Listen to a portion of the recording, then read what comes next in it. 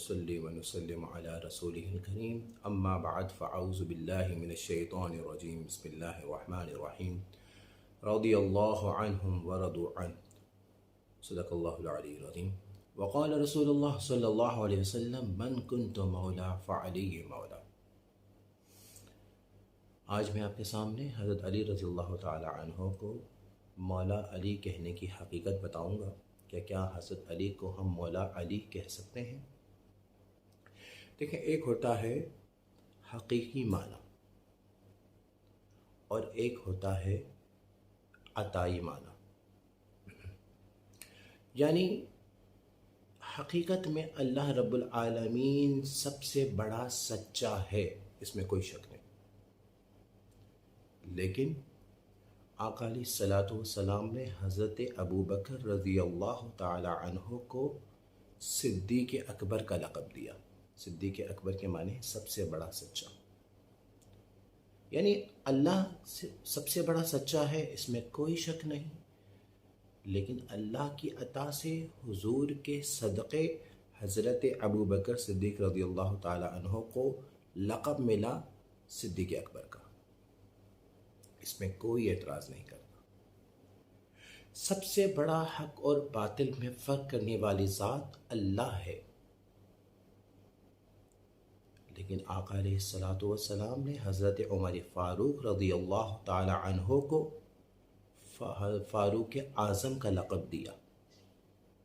यानी अल्लाह के हुक्म से, अल्लाह की अता से आका अलैहिस्सलातु वस्सलाम ने हज़रत उमर को फ़ारूक आज़म का लक़ब दिया। इस पे भी कोई एतराज़ नहीं करता, इसको भी सब मानते हैं।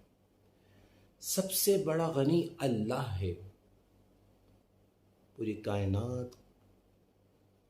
कायनात में अल्लाह से बड़ा कोई सखी नहीं।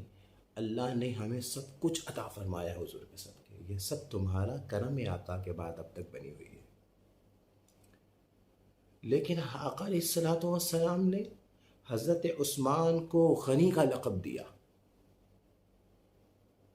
तो जब अबू बकर सिद्दीक़ अकबर हो सकते हैं, हज़रत उमर फ़ारूक आज़म हो सकते हैं, हज़रत उस्मान गनी हो सकते हैं, तो हज़रत अली मौला अली क्यों नहीं हो सकते। अब मैं आपको वजाहत करता चलूँ कि मौला के माने हैं क्या। देखिए, मौला के माने हैं आका, और पूरी कायनात का आका अल्लाह है, इसमें कोई इनकार नहीं। हम सब का आका अल्लाह है। लेकिन जिसके बारे में हुजूर ने फरमाया हो मन कुन्तु मौला फ़अली है मौला, जिसका मैं मौला हूँ उसका अली मौला है। अल्लाह हकीकत में अल्लाह रब्बुल आलमीन ही मौला है। लेकिन हुजूर के सदक़े अल्लाह के अता से हज़रत अली को मौला अली का लक़ब मिला। अच्छा, एक मज़े की बात बताता चलूँ मैं आपको कि मौला के माने हैं आका और इसकी जमा है मवाली। मवाली हम जो है ना, वो चरसी जो होता है, जो नशा करता है, उसको मवाली कहते हैं। लेकिन मवाली के असल माने आका है। और ये जो हर मकतबा फ़िक्र अपने आलिम को मौलाना कहता है, मौलाना फ़ला, मौलाना फ़ला, मौलाना फ़ला, मौलाना आदिल, मौलाना सादिक, मौलाना फ़ज़लुल्लाह, तो मौलाना के माना क्या है। कुरान से पूछते हैं। सूरह बकरा में आखिरी आयत अल्लाह फरमाता है अंत मौलाना। मौलाना के माने हमारे आका।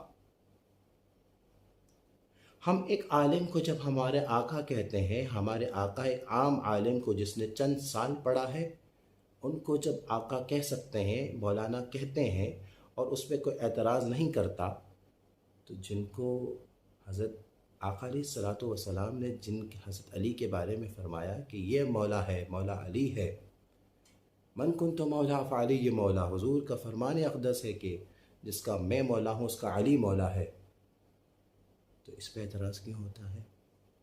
हमारा नज़रिया है, हमारा अक़ीदा है कि हज़रत अबू बकर सिद्दीक़ अकबर हैं हुजूर के सदक़े, हज़रत उमर फ़ारूक आज़म हैं हुजूर के सदक़े, हज़रत उस्मान को गनी का लक़ब मिला हुजूर के सदक़े। इसी तरह हज़रत अली को सुभान अल्लाह। लक़ब मिला, मौला अली लक़ब मिला तो हुजूर के सदक़े मिला। ये सब तुम्हारा करम है आका के बाद अब तक बनी हुई है।